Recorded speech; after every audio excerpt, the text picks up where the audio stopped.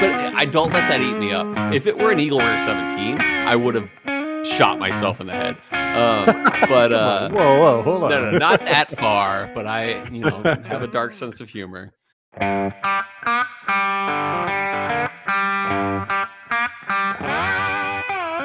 Welcome back, everyone. This is Chill Filtered, the podcast where we drink whiskey so you don't have to, but you probably should, and you probably are. Hey, that's why we like you.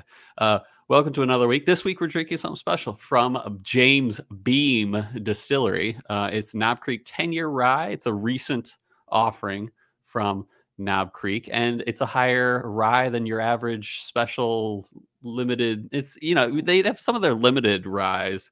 But this one is 10 years. Yeah. Is this from Josh? This is from Brian Duncan. Brian Duncan. What a pro. What a baller. We love that. Dude, like the day after he bought it. Can't wait to meet him. What's that? Like the day after he bought it, he raced it over to me. Two samples, one for you, one for me. And then I turned it around, got it to you. Okay. One more ding. I can't wait to meet that guy. Yeah. Seems like a very real and generous man. So absolutely, we love you, Brian. So yeah, here's some business. Comment. This was last week or whatever. Comment on our videos on YouTube.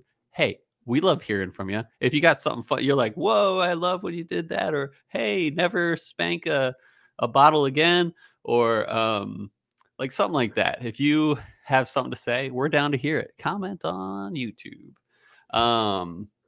Yeah, so this is a kind of a special episode because I have yet to, in person, tell Brian happy birthday because he turns 45 today. No, I'm kidding. What are you, like 38? How dare you? Yeah. Are you 38? Yeah, 38. Yes, thank you. So you got me by only 4 years. 4 years and a month. Yeah, I got Sam by almost 4 years too. So really? Sam's my age. What year was she born? 89. Okay, so she's a tiny bit older than me. Okay. I'm a 90 boy. Now begins the stint of a couple months where we are 4 years apart instead of 3. Oh, yeah. So it begins. Yeah, just a few months. I love it. Yeah, me and Heather, we're a year and a week apart, and she's a year younger. Nice. I love that because we're both. I love being a summer birthday as well, because it's opposite Christmas. And sorry, Sam Rapp, I know you're a November baby. So, Yep. Yeah. And today, my birthday falls on Father's Day today. Today is also Father's Day. Yeah, happy Father's Day to you. No, I'm kidding. Oh, thank you so much. Yeah. Yeah, we had some breakfast this morning from my wife and the girls. And we had, my wife got me a gift. It's a funny gift, actually. So I'm a huge Smashing Pumpkins fan. Right. And she got me a... you ever seen the album cover of Melancholy and the Infinite Sadness? I'm sure I have, but You've just can't seen it. You've totally seen it. But there was apparently some artist online that like drew it, and it almost looks like it was drawn in paint, but it was actually pretty good, like really well done, drawn in paint. But it kind of looks silly in a way. So my wife got me a shirt that had the Melancholy and the Infinite Sadness album art on it, but it was kind of like silly drawn. And I was like, that's perfect. It's amazing. So I appreciated her. I was hoping you were going to say, I really love Smashing Pumpkins, so my wife got me a pumpkin to smash. Yeah, exactly. Yeah. Yeah. Oh, it's smashing. All right. Actually, speaking of that, apparently Billy Corgan intended the original, like the name to not be about smashing pumpkins, but about like the British, that's smashing, darling, or something. I don't even know. I can't even do an accent, but like the adjective or whatever. Yeah. Right. So beautiful, terrific pumpkins. Yeah. Oh, it's smashing. All right. So that's what's going on there. Have you gotten any presents yet today? I did. So actually, early on, a little one to start was a little Christmas ornament here that Sam made. Nice. It is a chill filtered Christmas ornament with the date of my first camera appearance. I love that. That's so good. Was that the test episode or was that the real one? That's my absolute first on camera experience. I love that. That's so sweet of your wife. I imagine it was your wife. Yeah. Yes. And then a couple Father's Day things of like a book to read. Got a book from my parents too. And then a flight. It's back here, just out of arm's reach. A little flight board that has like holes cut out to set the Glencairns in. But where they cut out the holes, they turn those into little like tokens, where it's like 1, 2, 3, 4, so you can like shuffle them around, like, which is my favorite. Oh, cool! I love that. Yeah.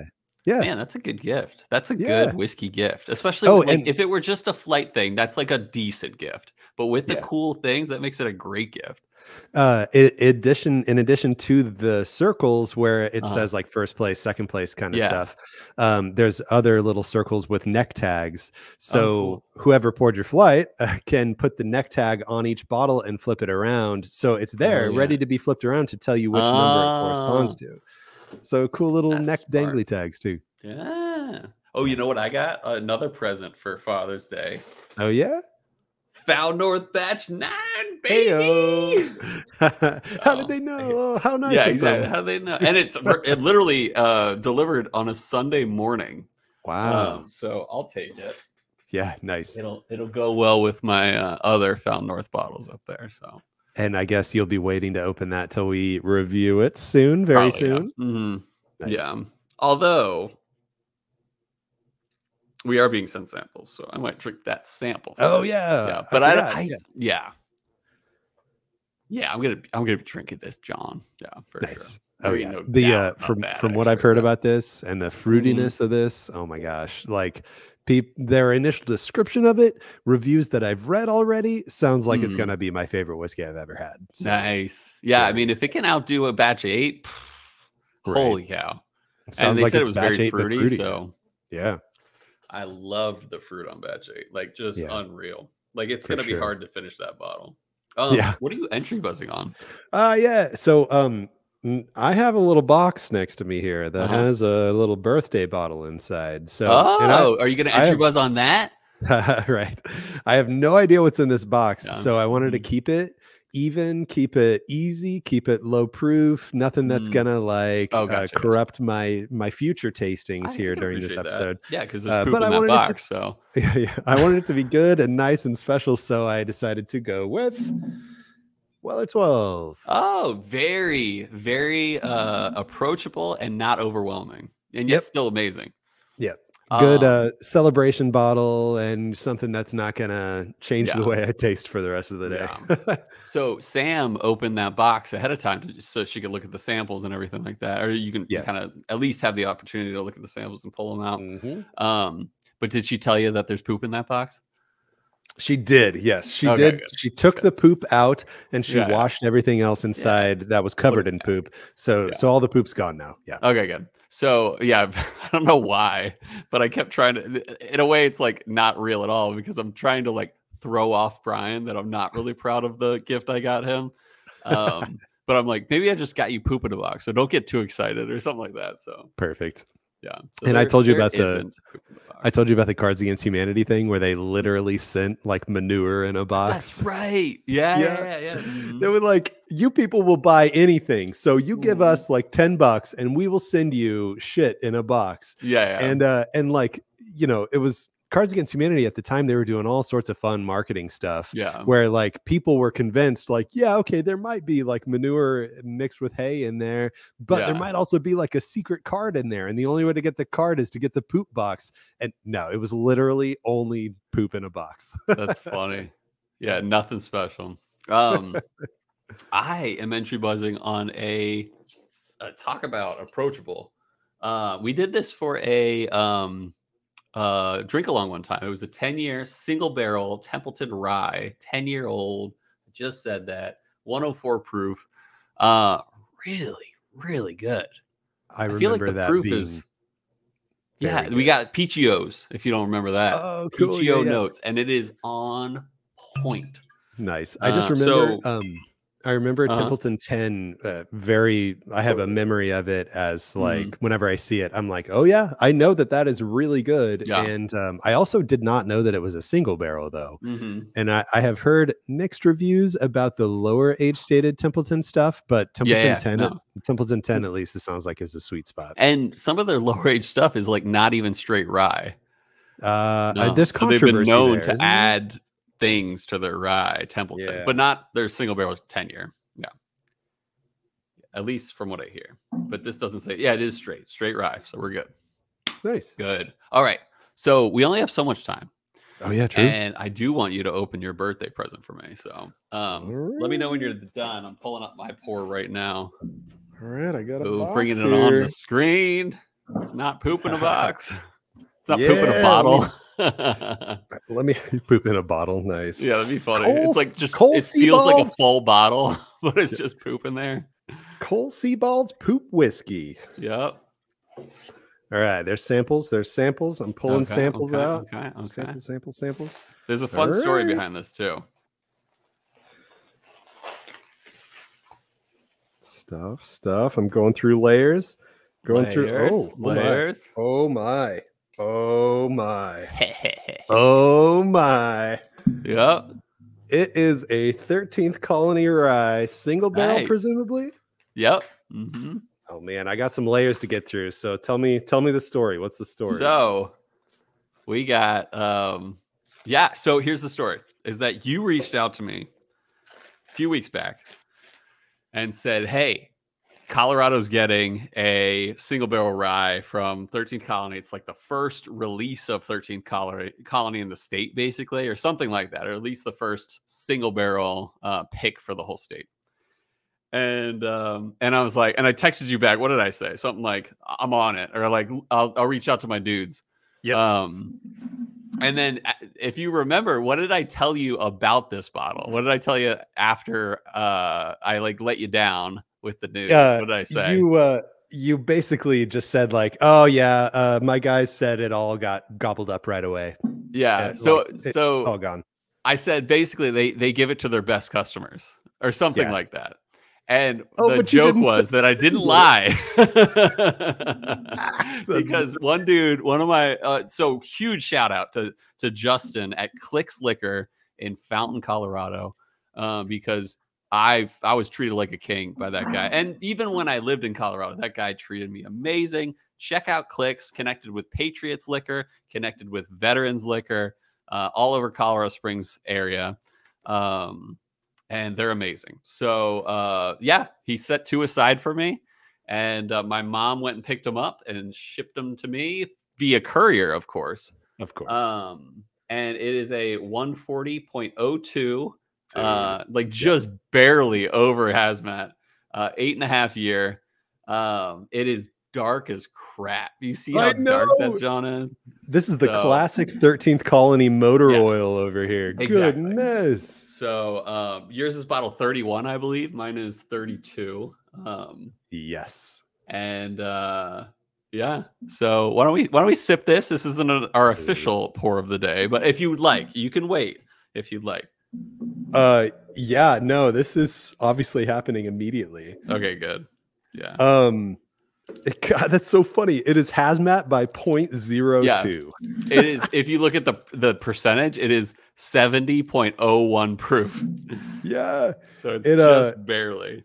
God, so the email that 13th Colony sent out, it said that the Colorado rye single barrels that were arriving were going to be in like the mid 130s or something. And they didn't, what I remember seeing about it didn't say anything about the proofs varying at all or anything. So to see that this is actually a smidge over hazmat is super surprising to me, because I thought they were just going to be 130 something. No, dog. 8.5 year hazmat. Dude. So the reason I hit you up a moment ago before we recorded, I was like, hey, I want to we were going to do an episode on this. But then I realized we've done a single barrel hazmat rye from 13th Colony already. So I'm like, we're not doubling up this time. So we're doing Knob Creek 10-year rye. Sadly, I have a feeling Knob Creek 10-year rye will be outdone by this. Might not be. Might be amazing, or it might be better. But the little 100 proof rye will try all its might to keep up with this. But and that's the funny thing about Knob Creek is that like they're more robust than any James or Jim Beam product. Yeah. But talk about robust when you look at the color on this glass. Yeah.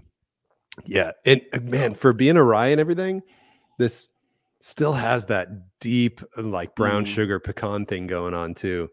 And it's hot. You can tell. So happy birthday. Cheers. Thank you very much. Cheers. Clink. Ding. Yeah, I was so happy. Like when Justin from Clicks Liquor was able to set 2 aside for me, I was like dancing all day, and I was like trying not to text you about like you're gonna love my present and like stuff like that. You're gonna love this poop in this box, man. Exactly, this poop in this box right here. All right, I got a sip. 8.5 year, 140 proof poop. Mm-hmm. Perfect. Getting past the heat and everything, you get the candy rye still. Dude, that finish. I know. And the finish doesn't burn much. What you get is like minutes afterwards of just like flavor just sitting there in your mouth. And it's not brown sugar caramel. Yeah. Sorry, cut you off. Brown sugar caramel rye for sure. Yeah. Yeah. Like, yeah. Oh man. It's got a little earthiness to it too. I don't know if you catch any of that. Like it's throughout.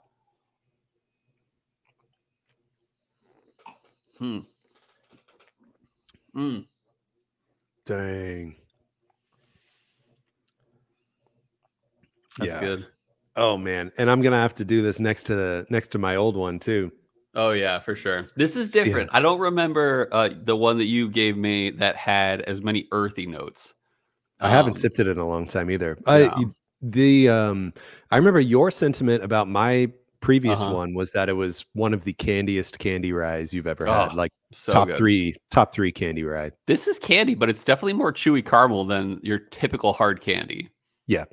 Like there's candy notes there, but the depth dominates. The motor oil dominates. Yeah, exactly. I feel good. This is good. That's awesome. And now I have one. And okay, so like there's like a shout out again to Clicks Liquor and Justin. Yeah, actually they're setting aside one bottle for a friend, but then they're setting aside 2 friggin' hazmat bottles for a friend. That's a good guy. So check out Clicks Liquor, Fountain, Colorado. If you live in the Colorado Springs area, it is worth the trek. If you're not willing to leave Colorado Springs, hit up Veterans, hit up Patriots. You will not regret it. They have the best whiskey selection in the Colorado Springs area. And they didn't tell me to do this. This was my go-to, like Veterans Liquor was my go-to shop in Colorado Springs. I went nowhere else. They know what they're doing. Their whiskey aisle is insane. So if you're visiting or live there, check them out. I'm so in Google Maps, I always pin things as like want to go or favorite or whatever. So like whenever anybody tells me to like, oh, if you're ever in Seattle, you got to go to this burger place. Like I may not remember who told me to put that pin there, but at least the next time I'm in Seattle, I'll be and I'm like, what do I want to do today? I'll be like, oh, well, somebody's told me to go to this burger place before. So anyway, I got Google Maps up here. And Clicks is spelled Klix. You got it. In Fountain, Colorado. Yep. Fountain. Yeah. So like super south Colorado Springs. Nice. Yep. And while I'm at it, Veterans Liquor. Veterans. You don't have to worry about Patriots if you're in that section, but usually most people are in North Colorado Springs. So, but if you run to write it down, Patriots as well. But Veterans is the place that I always went. And dude, they got everything. And when I go, they treat me like a king, man. I mean, last time I was there, I was like, hey, I talked to the owner, not the manager, but the owner last time I was there. And I was like, hey, Brett, you got any Pliny the Elder? And he's like, yeah, dog, you want some? And he like sets, you know what that is? It's like one of the top rated IPAs in the whole country. Oh, wow. And it's so good. And it's really hard to find, especially in Colorado, and not especially in Colorado, even in Colorado. It's like out of California or something like that. But then he's like, we recently got in a E.H. 10yr Rye, and I was like, you doing anything with that? He's like, it's in the back room, but we'll give it to you. And it's like, dude, they take care of me. They take care of everyone. That's awesome. Check out them. Yeah. So like I got Colorado Springs up here. Did you used to live in Colorado Springs? Yeah.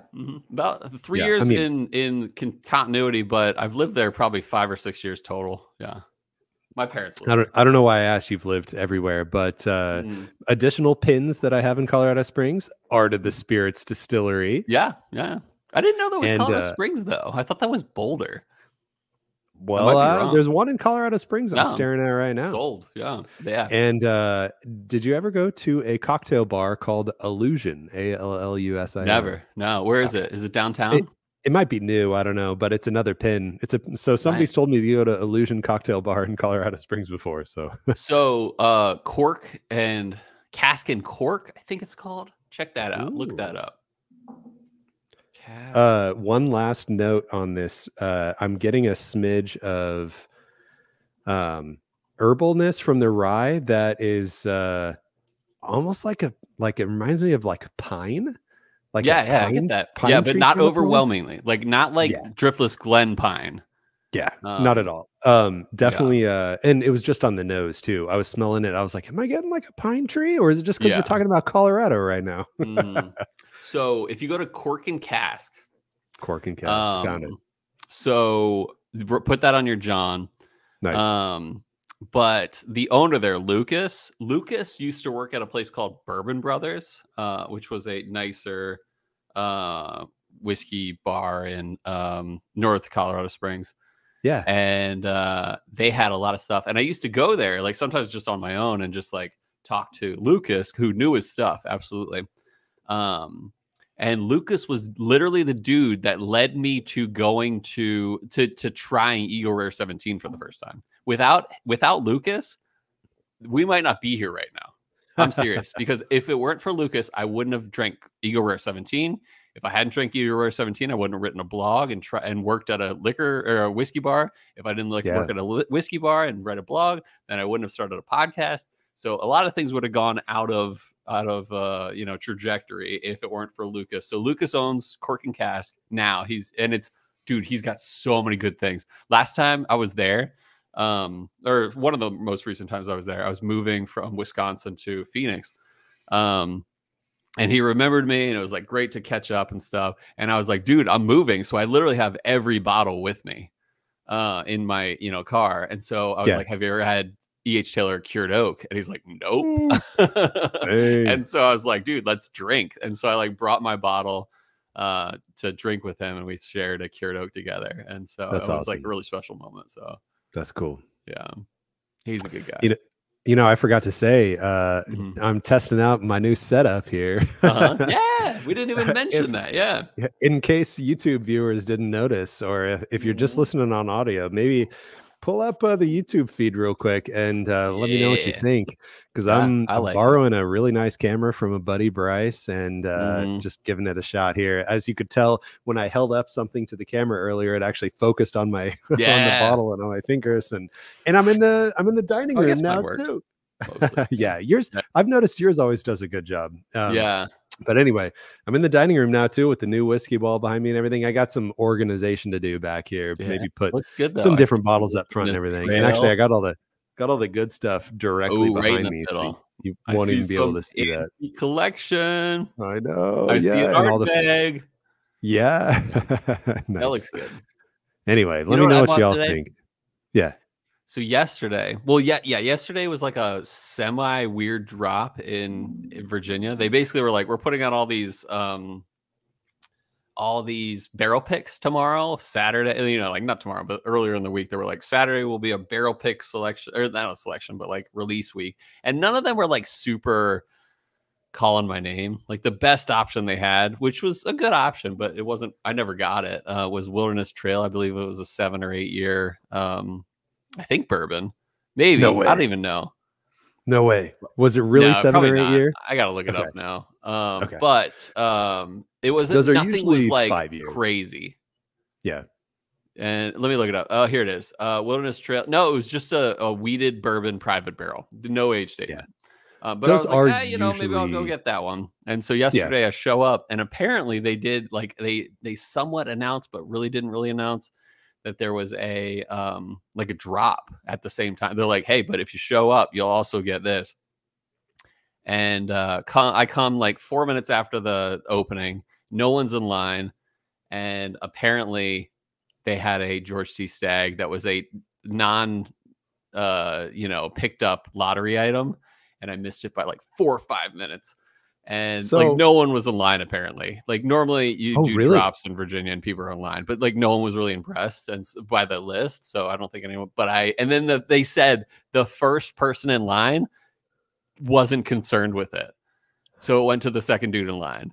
He was like, "No, I came for the single barrel E.H. Taylor," and I'm like, "What?" Like, dude, oh my gosh!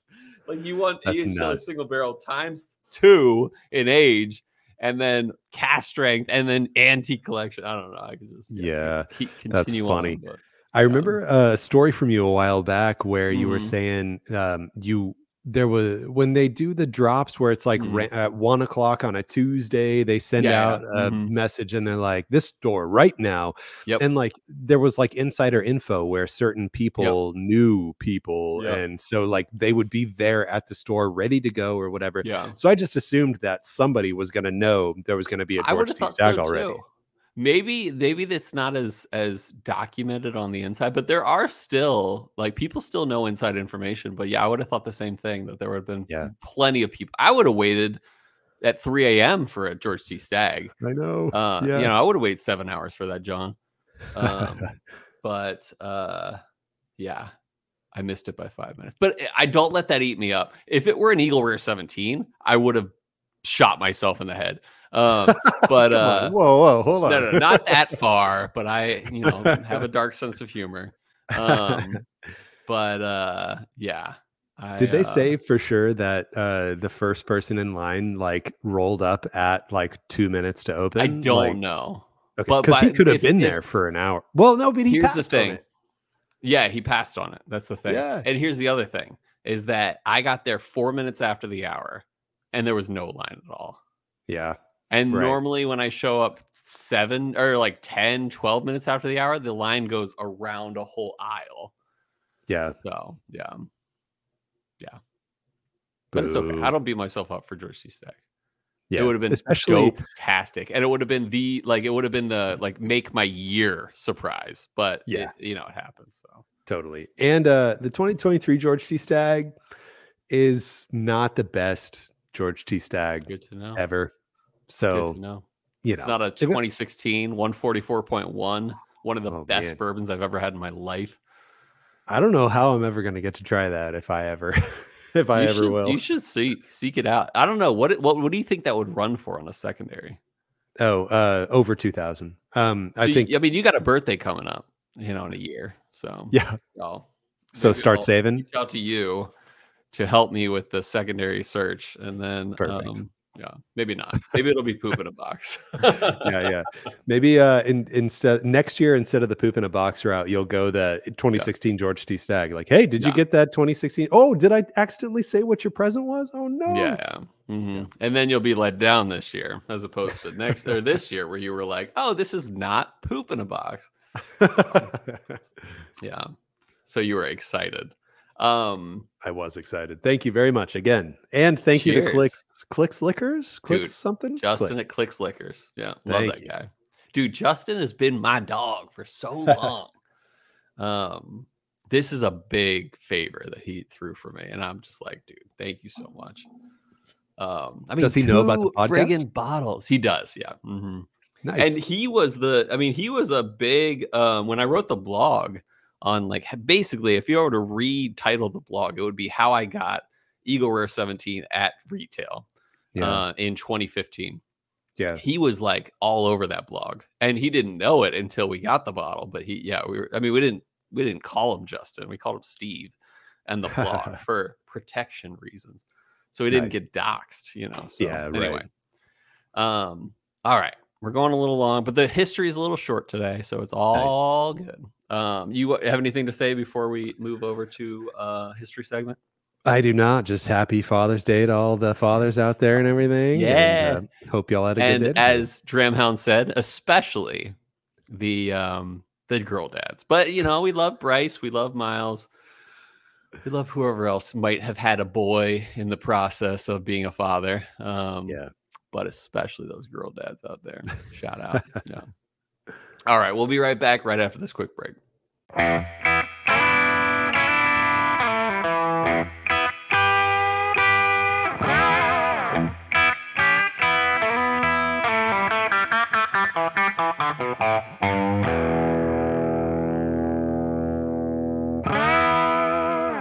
And we're back. Well, I had a nice walk. I enjoyed every moment.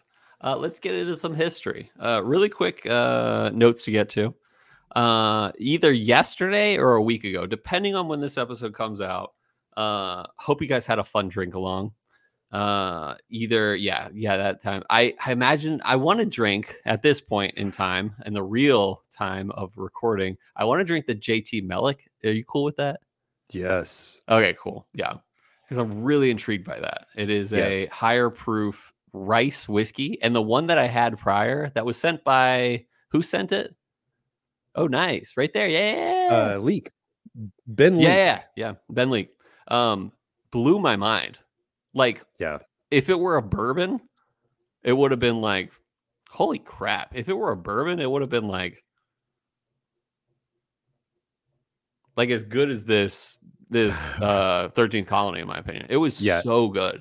You're getting into it. Whiskey. Yeah. And like the poop in a box analogy, you're like, okay, rice whiskey, what am I about to drink right now? And then you drink it and you're like, oh my gosh, how is this good? Dude, and like, why aren't people capitalizing on rice right now? So anyway. Right. JT Mellick, we will have you on soon. I assure you of that. Here's the only condition.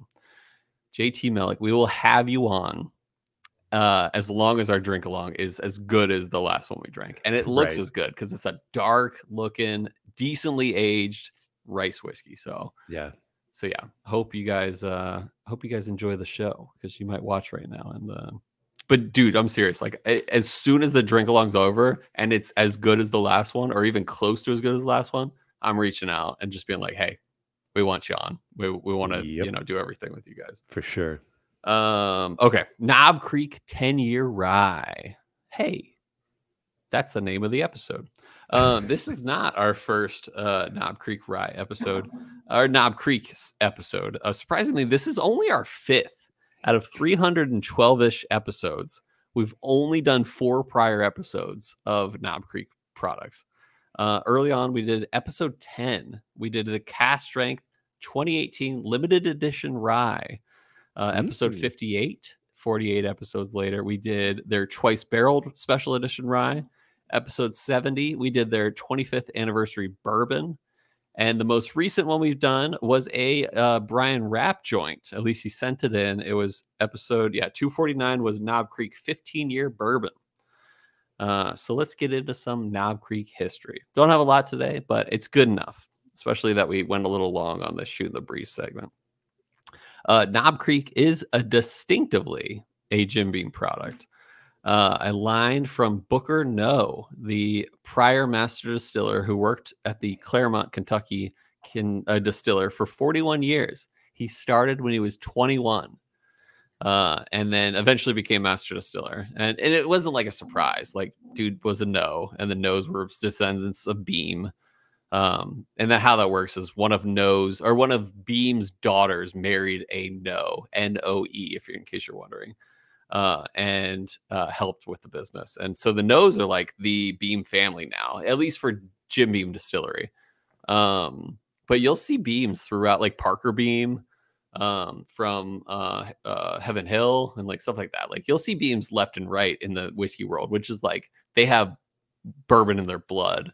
But the No's are the real family of the Beam Distillery these days. So anyway, Beam is owned by Beam Suntory, a global spirits conglomerate, and they have quite a few brands under their umbrella, including Knob Creek, which is named after a small stream in Kentucky where apparently Abraham Lincoln is said to have grown up, emphasizing the deep American roots of Knob Creek.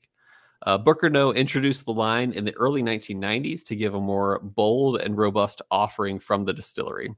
It definitely shows, especially in proof. And if you don't count their gimmicky smoked maple Knob Creek, their lowest proof standard Knob Creek offering is 100 proof. So like Sam loves, before pregnant, loved the smoked maple. Yeah. Well, just straight? Like, would she drink it straight? Oh yeah, absolutely. Good for her. 90 proof, baby. For I would call it a liqueur. For a liqueur, even at 90 proof, it's like it's super tasty. Sweet. Yeah, it's tasty. Yeah, we had it at the bar, and I like barely gave it a chance because I was like, that's a lie, you know. And it but is these a days, literal I'm like, no, I'll try it, you know. dessert whiskey. Yeah. Yeah. I gotta look into that because it is, you know, of age and of proof to be called a whiskey, but you can't call it like well, it can't be called a bourbon either because it's got additives. I can't remember what its deal is, but all I know is it's tasty for a dessert whiskey. I believe it. I remember it being sweet. Yeah. Now it took them a long time to add rye to the Knob Creek line. It was apparently in 2012 that the standard rye offering was 100 proof and typically 5 to 7 years age, up until somewhat recently where they actually put an age statement on it. They said minimum 7. So good for them. But this recent release definitely raises the bar, but we'll get into that. This whiskey is said to be made using a rye. What's no, I don't know why I wrote that way. It is a rye, so it's got more 51% or more rye, which is likely what they use for all their ryes at Jim Beam. Yeah. But the exact proportions are proprietary. But it supposedly features just about the minimum legal requirement of rye, which is about 51% rye. It needs to be complemented by corn and malty bees, baby. It is a small batch product. From what I hear, there are numbers on the bottle, which you wouldn't know because Brian Duncan sent it, but maybe Brian Duncan can put a comment on YouTube. Like the bottles are numbered. Is that what you mean? Yeah, for each batch, apparently. I might be wrong. Oh, so this one actually says batch 1 on it then. It might. And then it would say like bottle, 3,514 or something like that. Okay. And if I'm right, Brian Duncan, you owe me a whiskey. If I got that exact bottling right. What did I say? 3,514? I don't know. But he doesn't owe me anything. He's a baller. Yeah, he'll give it to you anyway, though. Don't worry. Yeah, he would. What a baller. Give me a friggin' moment. All right, let me finish this. Yeah, I've got I pre-poured my Knob 10. I haven't sniffed it or anything yet. Don't worry, which is from Brian Duncan. And also Brian was recently in Texas. Not only did he get me an Old Overholt 10 for my birthday, but he also got all of us in our little group here, Garrison Brothers Glencairn. So I've got my Garrison Brothers Glencairn. Did he go to High? Yeah, he did. He did a tour. Actually, dude, you did a what? This is how awesome Brian Duncan is. Yeah. A friend of a friend had bought barrels, empty barrels, and reached out. Like somebody was like, "Hey, I have a buddy going to Texas. Does anybody need anything?" And like this friend of a friend was like, "Yeah, can he pick up these 2 empty barrels for me?" Literally, like full barrels. Of course he did it. They loaded. He had a truck. They loaded barrels in the truck. Yeah. What a baller. No problem. You gotta love people like that. Yep. Yeah. Anyway, we have some great listeners. What did I say? Okay, small batch, something of the okay. In terms of standard offering, though, from Knob Creek, this is a decently aged rye and 100 proof 10-year rye. Nothing to shake a twig at or whatever they say. Knob Creek 10-year rye, bottled at 100 proof rye whiskey, Kentucky, Claremont, Kentucky, aged 10 years in new charred oak, no finishes, no special things. 10-year rye. Total wine price about $70. Not bad. Nice. Yeah. I mean, that's how much E.H. Taylor straight rye is. Yeah, right? That's true. Yeah, and that's not even 10 years. At least they say. Oh, right. Really? You nosing? Oh, he's nosing. I like huff when I nose sometimes. This is huffable, though. This is huffable. It is. I mean, it's not too hot. It actually huffs a 90 proof. This is bubblegummy. Yes, that's what I was looking for. That's okay, bubblegummy. I'm happy for the validation because I've been saying bubblegummy a lot on Ryes lately. This is bubblegum. Yep, 100%. 100% bubblegum. Yep. I can't even add to that. It's fruity, bubblegummy, not too hot. I'm not getting any floral on the nose. I'm not getting any rye spice on the nose. I'm just getting sweetness. I'm getting bubblegum sweetness, and that's it. Okay. This is a Knob Creek product. You can tell off the bat. You know why? Take a guess. Once you sip it down, take a guess. Peanuts. Yep, 100%. And it's good. Don't get me wrong. But it's kind of light for 100 proof. This tastes like a 85 proof, or maybe a 90 proof peanutty bourbon. Dude, much more than actually, yeah. Where is it? Right there. Parker's Heritage. Much more peanutty than Parker's Heritage Rye. Yeah.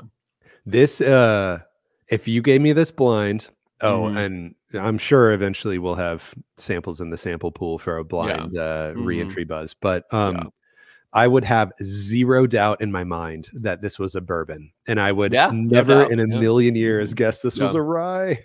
I'm with you. Like if it were just laid out to me, I would. Yeah, there's no chance I'd say this is a rye. Yeah, even on the nose, like the bubblegum nose is very synonymous with certain bourbons. Dude, this is good. This is good. I really, really like this. And actually, so the new Total Wine opened just down the street from me, you know, they sent out hey, everybody go check out the new store coupon for just like $10 off your purchase of 50 or more. So I'm going to go get one of these and I'm going to use my $10 off coupon. Because you love that knob peanutty note. Yeah, I very much do. Yeah. Yeah, it's funny looking at from what the peanutty notes we were getting from the Parker's Heritage Rye, 10-year Rye. I should have done that as my entry buzz. I know. Booker's Rye Booker's was our assessment on that. You know, crossing Heaven Hill to Jim Beam, but still, that's what we got off of it. Jim Beam is peanut central. I forget what the proof is on this Parker's Heritage. 1 second. 126.6. Validate me. 128.8. You were very dang it. Yeah. But the only complaint, and it's not really a complaint because this is very enjoyable whiskey. The only complaint is it feels like sub 90 on the proof. I would be really interested if this was a barrel proof product. Not really, I'm still interested. It's good. The finish, but it doesn't taste 100 proof. What were you saying? Yeah. The finish doesn't last terribly long, but the mid palate into the beginning of the finish is very, very flavorful for 100 proof. There are plenty of sweet peanuts, and actually, bubblegum was on the nose, not so much bubblegum on the palate, but it is impressively flavor packed for 100 proof. And then when you get into the mid to late finish, it does feel a little watery. So it doesn't carry super long, but I really like the mid palate flavor, and it just makes you ready for another sip like quickly after. Totally. What is your thought? What at Jim Beam and Knob Creek and Booker's makes the peanut note? It can't be the mash bill. I don't know, but the kind of thing where like specific flavor notes come out, I feel like are typically attributed to yeast. Okay. I don't know that to be scientifically true. I would be surprised because it can't be the barrels. Most barrels are very similar. Yeah. Can't be the aging or the location because a lot of oak, or like a lot of products are aged a certain amount, and a lot of Kentucky distilleries around that area. Well, the problem is, like you say, it can't be this and it can't be that. But what I think you mean is it can't be just this and it can't be just that. Exactly. Because there are so many variables what it can be is a fraction of this and that and this and that and this and that. And then just like, boom, suddenly you get peanuts. Exactly. No, too many variables. But it happens so much at Jim Beam, especially for higher aged, higher proofed products. Like for sure. Like Knob Creek, that it can't be a coincidence at this point. So I think you might be right. It might be yeast. Should go water. Look at that. Oh, forgot about water. I was John without a problem. Let's do one more. That was risky. I was holding that over the MacBook. Question for you. Yeah. You got a MacBook. You got a MacBook Air. Do you also have an iPad? No. Dude. Because I don't support iOS. You only do when you want to. That's what you mean. No, I never supported iOS. I support Mac, whatever. Yeah, I don't know what it's called. Yeah. I know what you mean though. Yeah. So dude, I got my iPad out, and on like a window that I had up on a screen, I just like went to view, and it was like send to iPad, and then just like boom. No nice. Cables, same Wi-Fi network. Suddenly my iPad's a second monitor. I can do that on my computers. Can you do that? Phone. Really? Yeah, totally. Oh, and I can send to my wife. It's AirDrop, so it's not like, but I could be on either my or what is this called? It's like just the brick that like, you know, it's like what do they call it? Mac Mini. I can send it from my Mac Mini or my MacBook Pro to my wife, who has a iOS phone. Got it. Okay, yeah. Cool. I was gonna say, I thought you were saying that there was a capability to do that with like Windows and Android and stuff. Because I will fully admit, there is. Yeah. I will fully admit for it, though. Yeah. That it is a trait of the iPhone user, it is a trait of the proud iPhone user to discuss sweet capabilities that actually existed on Android for like a decade prior. All the time. You would not believe how often people are like, yeah, but does it do this? I'll be like, dude, we've been doing that for 5 years now, and Google just doesn't market it well. But that's just me. That's just me. Yeah. And no. Google's terrible at marketing great products and capabilities. Yeah. I'm totally with you. Okay. A little more fruity on the nose.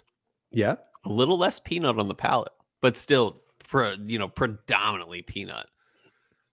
I'm actually getting peanut on the nose now, and I'm not getting. Well, the bubblegum's just a little taken over by a brown sugar peanut. Not as bubblegummy. Yeah. But I'm going in for a sip now. Okay, go for it. It's not too dark either for a 10-year rye, but that's okay. You know, I'm not a hater on color. I'm a hater on bad taste and palate and stuff. So, right as you said the words bad taste, I was realizing there's not as much sweet peanuts on the palate anymore with water. So more salty. More salty for sure? No, I mean, it might be. Yeah. I wasn't sure if you were trying to make a salty peanut joke or something. But anyway. I don't know. Is there such a joke? I don't know. We'll stay away from all that. These nuts? No. Salty nuts. What's these nuts? Saturday Night Live sketch? Salty. I don't know. Is it like the old one where they're like, oh, he like it a juice? No, you like it a juice? Oh, you like it a juice?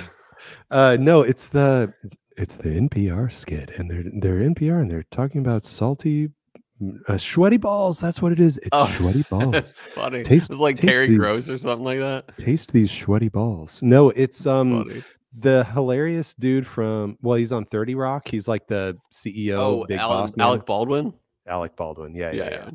So yeah, it's Alec Baldwin, and they're doing an NPR skit talking about sweaty balls. That's funny. Have you ever seen Glenn Ross? No. It's a movie. It's kind of like a salesman movie, but it's actually really good. And he's in it for like 5 minutes, and is completely Alec Baldwin, like just what you expect from like what's the 30 Rock. Like that same kind of character, like typecast Alec Baldwin character. And it's actually a really good movie. Like kind of one of those award-winning like movies. Glenn Ross. Yeah. Sounds nothing like the title, you know, in terms of what it actually is. Yeah. Sounds like a distillery. Sounds like a Scotland distillery. It sounds like a Scotch distillery. Yeah. Well, apologies to all the listeners who are yelling sweaty balls at their car stereos while I was trying to think of what the name was. That's funny. Right. No, I imagine like someone like John Hughes is like, yelling at the screen right now. John would be the one. He always calls himself a degenerate. It's the bill. The self-awareness, when people call themselves degenerates, the self-awareness is usually just perfect. Yeah, right on point, but then add a few more points to their actual reputation. Yeah, for sure. So still hung up on the water. The little minerality on the nose and everything. Some of the palate flavor is gone. So I think I like neat a little better, but the water's still fine. I'm with you. They're both good. I just sipped it with ice. With Weiss. With rice? Rice Weiss. No, only JT Mellick can hit that spot so far. Honestly, though, like I'm calling it right now. They are going to be on the forefront of the rice movement because that was good. I've talked about it already, but drink along, be ready. I sipped it with the ice. Still good. Still peanutty, still sweet, still bright, sugary, white sugary. Okay. But not as good as either other pour. But there's something to be said that like it's still good. No bad notes for me on the ice pour. I am all oak on the nose with ice. It's not even really that sweet. It's a little sweet, but it's all oak. And also while I'm thinking about it, if you're not ready for the drink along, that means you need to subscribe to the $10 a month Patreon tier. Patreon.com/chillfiltered.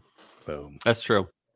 So hop on. If you support us, there's more in it for you potentially than is in it for us at this point. Until we get a few more Patreon supporters. Yeah. And if you don't support us, tell all your friends to not support us. Tell all your friends this podcast called Chill Filtered is terrible. Don't listen to it. Yeah. We would really appreciate it. I thought you were about to say, and for those who don't support us, you can suck it or something like that. No, dude, if they're going around talking about how much Chill Filtered sucks, everybody's going to listen to Chill Filtered. Exactly. Yeah. Okay. The palate is very sweet though. The palate is all sweet oak. I'm not getting any rye again still. This is so total bourbon right here.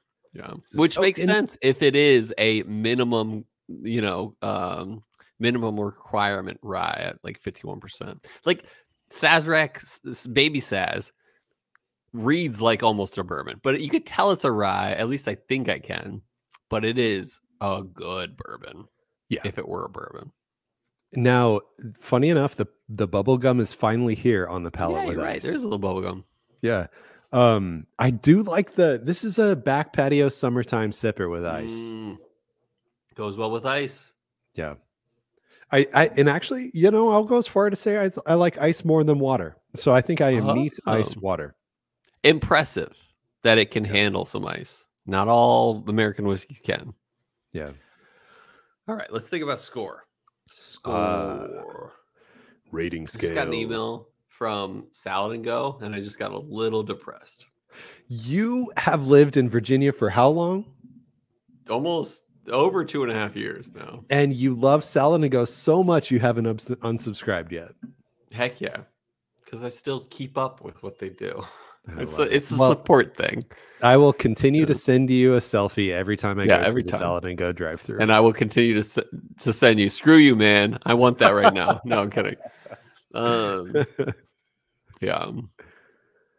No, it's amazing. If you're in Texas or Phoenix and you haven't had Salad and Go yet, sorry, but you're missing out on life right now.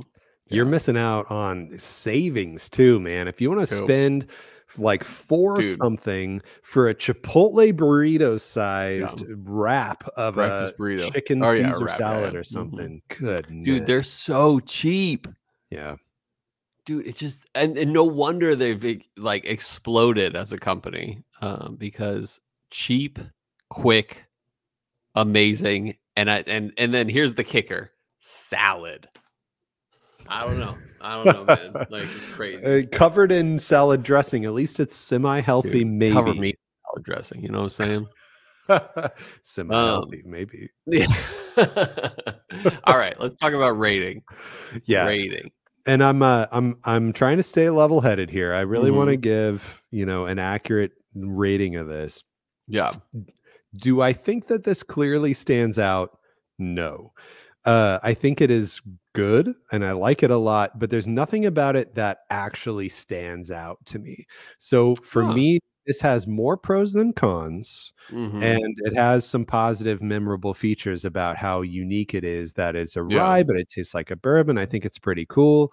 I think it's good. I like it a lot. I'm going to give it a B-. That's where I'm at. That low, you say? Yeah, you know, I'm trying to leave room at the top for the whiskeys that are objectively better. I mean, and we also started this day with 2 other, whiskeys that were better. I think this is an 8.1 on the number scale. I think it's a solid B. Nice. For a rye. If you're into that peanut note, go no further. But potentially think about like the Knob Creeks that are like 120 proof, which have a little bit more kick. That's the only complaint, is like flavors there, everything's there. It just seems a little watered down, which it is, which is fine. 100 proof is great. It's not 90 proof. It's not 80 proof.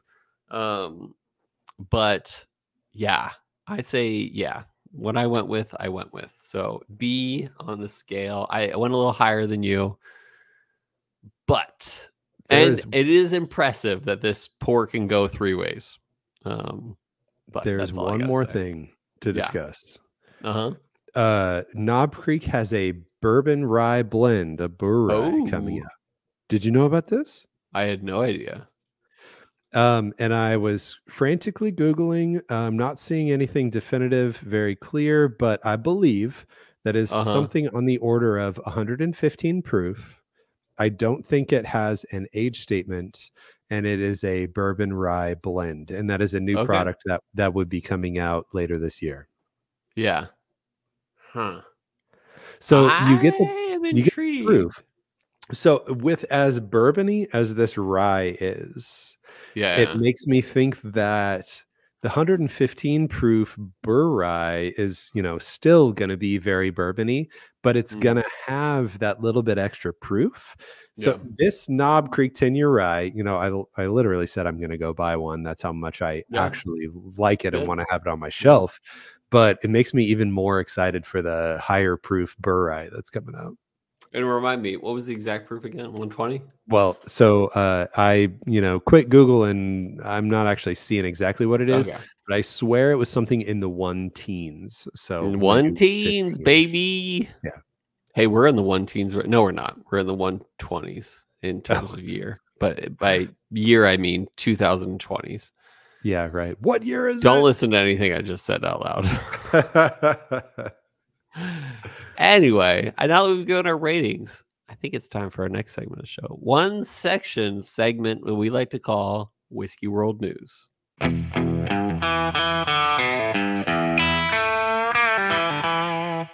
All right, welcome back, everybody. This is Whiskey World News. So today I want to share with you something that I have been partaking in for a while, maybe like a year and a half. And if you don't know about this, you need to know about it. This is the If you don't know, now you know. Now, well, you're about to know, because this is the Reddit single barrel program. So if you if you're ever on Reddit and you go to the bourbon subreddit, they've got single barrel picks that they do by this guy Jay West under the pseudonym. I say Take. I guess I should probably look it up one of these days. But anyway, T8KE. That's what he goes by. Like 8, not an A. 8, and he runs a single barrel program where all you have to do is sign up. Single barrel left and right. All you have to do is sign up. I made a tiny URL for you to make it easy for you. So if you go to tinyurl.com/Reddit bourbon, no hyphen, no space, no anything, just tinyurl.com/Reddit bourbon, that will redirect you to his sign up page where you can put in your email address, and you will begin to get weekly emails on his new single barrels that he's got. Every, I think, Friday, Saturday, Sunday, the emails go out where he explains what barrels he has, and you can fill out a survey to say, I'm interested in this, I'm not interested in that. And by saying you're interested in something, you get entered into a lottery. And so he runs the lottery through the next week. So first winners go out on Monday, and then kind of backup winners go out Tuesday, Wednesday, Thursday for your chance to purchase one of the single barrels that you said that you were interested in. Nice. Have you heard of this at all, Cole? No. No. Okay, good. So you should sign up too. There's literally no reason to sign up because you'll just begin to get emails of things that you may or may not be interested in. If you're not interested, archive the email. It's gone. Yeah. Gone. Wait till next week. See what's there next week. But what he did recently, where it made me want to tell y'all about this, is he teased some of his upcoming barrels. And I've got a lot of friends who are fans of older Dickel barrels.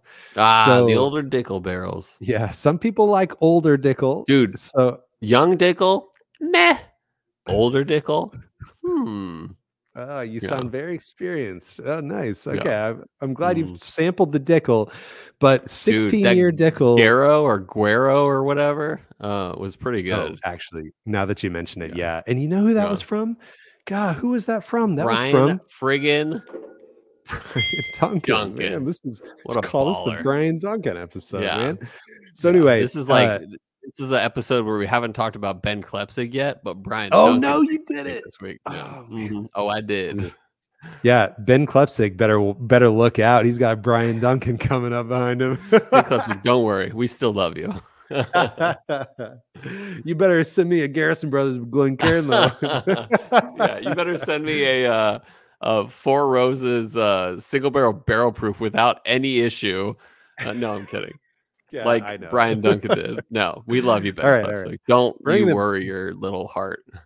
Bringing it back. Bringing it back. So upcoming single barrels to the Reddit program. There's several 16-year Dickel barrels that he's got coming.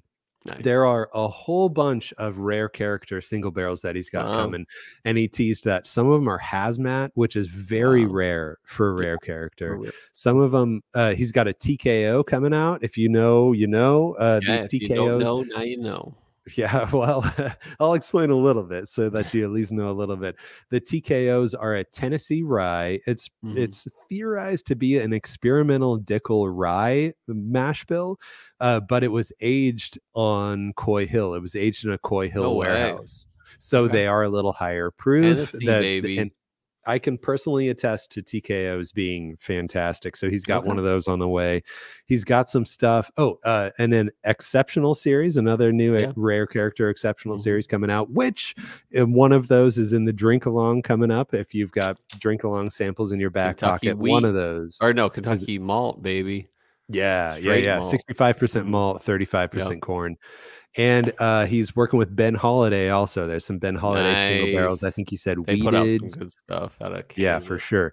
So again, tinyurl.com/Reddit bourbon. Just go there. It'll redirect you, sign up, and you'll be good. You'll start getting those weekly emails. You can put in what you're interested in. I like that. That's a good whiskey world news this week. Here's my thoughts. Do it. How could it hurt? I was afraid you were going to go negative there. I was like, oh no. I'm like, I hate everything take. No, I'm kidding. No, he's got a great palate. He's got a career out of it basically now. So he's doing good stuff. You know, okay, I'll give a little bit of personal sentiment here. I've got some experience. I've been purchasing some Reddit barrels here and there over the last year and a half. You will notice that extremely positive things are said about every barrel that comes out. I'll see that. Yeah, but of course, if you're picking a barrel, you might as well say good things about it. Yeah, absolutely. But you all also know from personal sentiment that not every barrel is perfect. Yeah. So I advise you to go on your own personal judgment of things you already know that you like, and if you like what he does, keep buying. If you don't, maybe not keep buying. True. That's a good way to put it too. Yeah. But anyway, I can roll into what whiskey would you choose now. Are you ready for this? Roll ahead. We got results from last week. We do. So last week I was asking you, dear Instagram follower, podcast listener, what whiskey food would you choose? Whiskey candied pecans versus bourbon caramel sauce. Cole, do you know who won? I don't, but I'm guessing you won. No, really? You destroyed. Oh wow! Me. Pecans, baby. I know. I thought I had it in the bag, man. Yeah. Then the smell some good bourbon sauce from a mile away, but sauce. Yeah. Bourbon caramel sauce won 86 to whiskey. Dang, that's a landslide. 14. Yeah. So that's you absolutely crushed me. So congratulations there. Now for the next drink along, you have to send out bourbon caramel sauce to all our listeners. That'd be sweet. I can make some. I make plenty of that kind of crap. Yeah.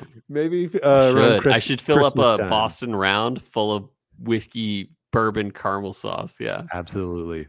Please do that. Yeah. That'll be like one of our drink alongs will be whiskey or bourbon caramel sauce. Yeah. I'll reach out to who's the sample bottles Liquid Ministry. Yeah. So Liquid Ministry might sponsor the bourbon caramel sauce distribution. So we got some write-ins though for some whiskey. What's your favorite whiskey flavored food or whiskey that's used and when you make the food? So Marco and IZ says my homemade whiskey barbecue sauce or bourbon French toast, which actually sounds... I make some mean whiskey barbecue sauce. Yeah, heck yeah. But the French toast though, that sounds good. Sounds great. Paul Clarkson. So Paul says bourbon balls, like the sweaty balls. Like, speaking of ballers, Paul Clarkson. Yeah. Paul Clarkson. All right. Paul Clarkson loves his bourbon balls. He says, shout out to the best cook in Knoxville, Thomas Tama.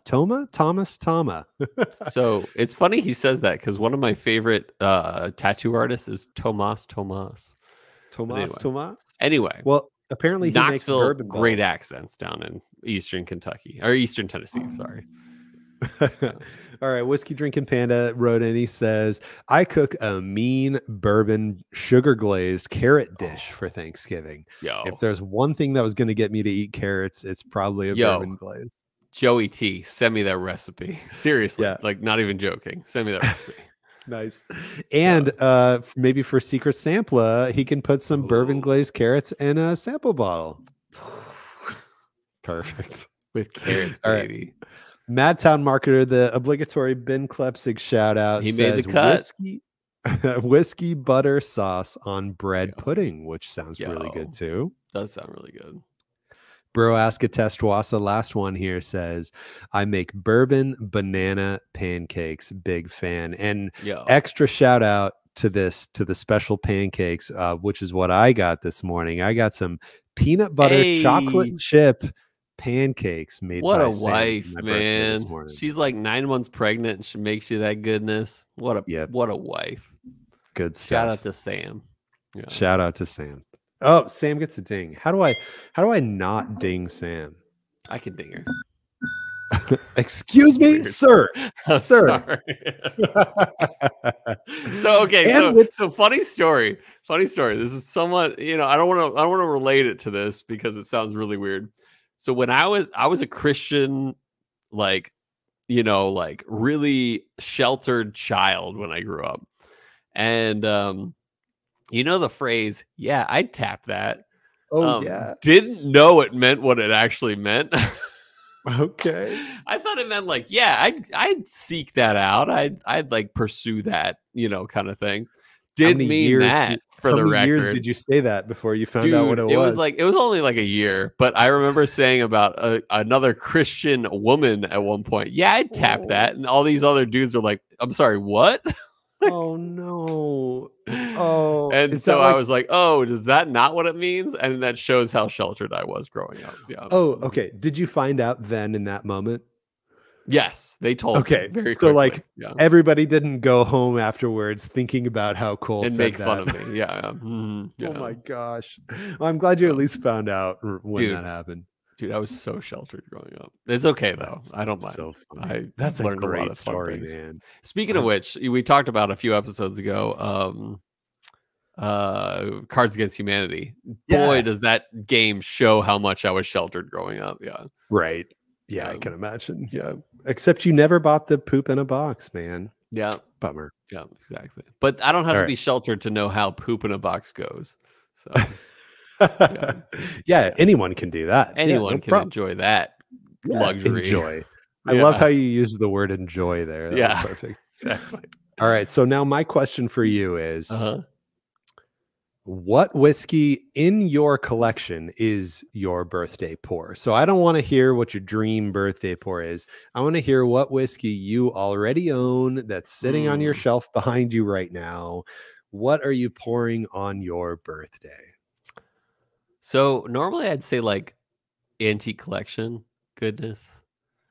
But I think it was you coming over where I finished my last open bottle of the antique collection. Lupin! Shout out to Lupin. If that's what that cat is. It is. Yeah, you nailed nice. it. Yeah, when I came over, man, we finished the Saz 18 sample and George T. Stagg. Yeah. That's a good day. So that's my thing is like, normally it'd be like something classy. And what's more classy than an antique collection? But for my birthday, which is in like 3 weeks, what am I gonna drink?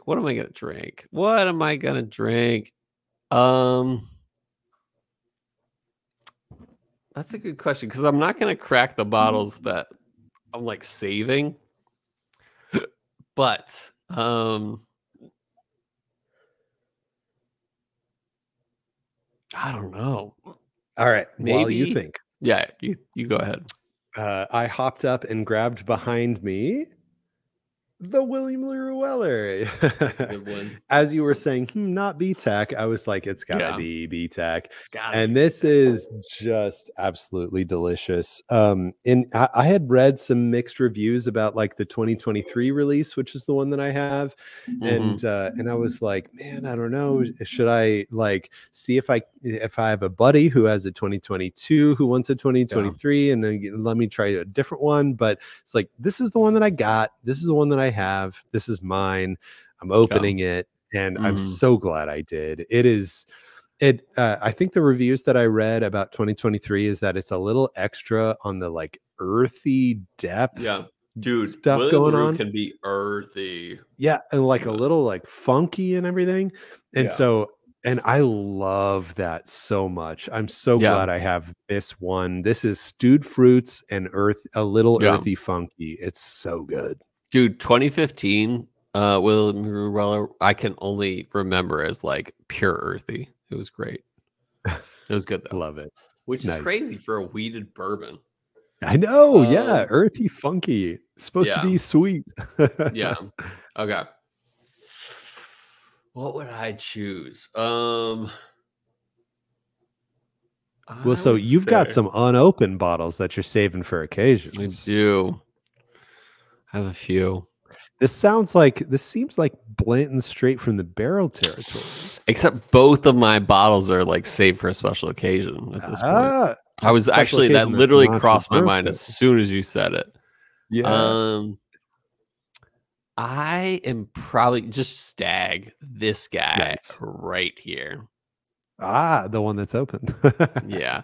I don't know. Like I could, maybe I'll do like a C or a 23C or something like that. Or the one you gave me. Or not the one you gave me, one I got recently. Or maybe I will get the one you gave me, which was a barrel pick.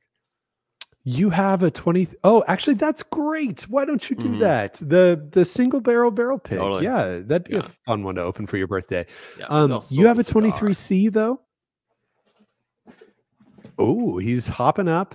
He's turning around. He's walking to the wall. I do. And I have a 23B as well. Yeah. Nice. So I have heard good things recently about the 23C, and I'm very intrigued now. So that might need to happen. You don't have a 23C?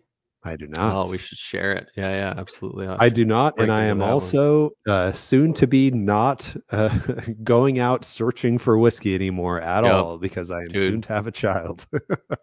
You are with child. I am with child. In a masculine way. If you couldn't see my belly when I got up to grab my William LaRue Weller, I'm with baby child. Or with what do they call it? A food baby with food child. I know. Well, you should see the pancakes I ate this morning, man. Dude. No, for the record, you don't have a baby belly or a food baby belly. As far as I've seen you last, which was a few months ago. Yeah. Hey, anything can happen. Yeah, exactly. That's sweet. Let's talk about. No, that's next week. That's what whiskey would you choose this week. Next week we're going to be drinking one of our favorite brands with their new release, That's right, listeners. You know, if everything goes right, we'll be drinking Found North Batch 9. Yeah. So prep your minds, prep your hearts. And upcoming soon, also, Little Book Chapter 8. If everything That'll goes be our well. first Little Book on the podcast. Yeah. Oh, really? That's cool. Never done it. Nice. Hope to do that one soon too. Yeah. What do you think Batch 1 is running for on like secondary now? The little books, not as much as you might think. I think something on the order of 400 to 600. Oh wow, for Batch 1. A couple hundred, but not because I don't think it was tremendously delicious necessarily. That's why I traded mine. I had a Batch 1, I had a Batch 2, and I traded them. Yeah, and with as long ago as that was, I mean, if you think about, you know, when you age bourbon in a warehouse, the longer it sits in the warehouse, it's literally taking up space over years and over years. Time is money, baby. Space to put other barrels, and space so is if money. You correlate that to people's homes, the people that impressively take up rooms in their houses to stash whiskey over years. What they're turning around Little Book Chapter 1s for now may not have been worth the space it was taking up. I'm so glad I traded them. Yeah. Yeah. I mean, it's like one of those things. It's like, yeah, it is a first edition, but some first editions aren't worth it. Yeah. So who's our first edition buddy? Who's our resident listener? Oh, Jason Preston. Yeah, he's a first edition homie. Heck yeah, nice. Yeah. Wonder if he has a Booker's or a Little Book. I bet he does. Nice. But he's Canadian, so you never know.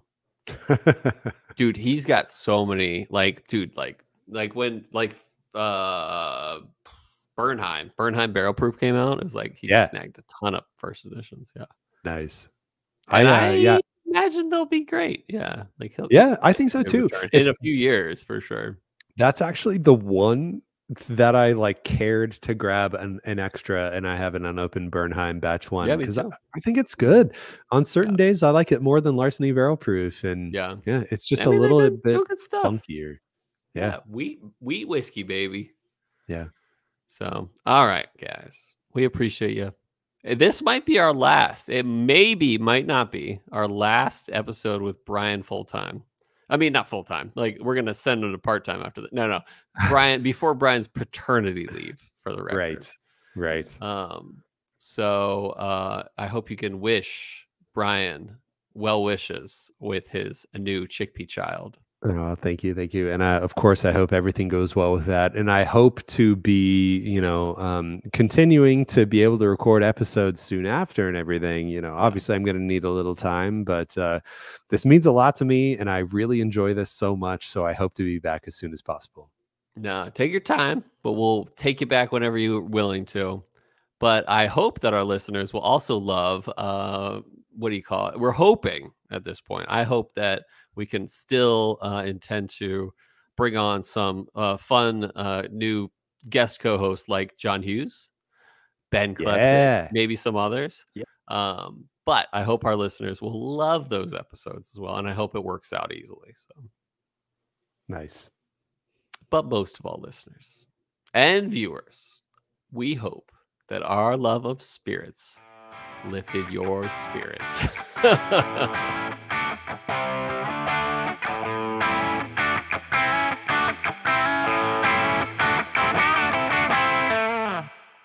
You're going to love this poop in this box, man. Exactly. This poop in this box right here.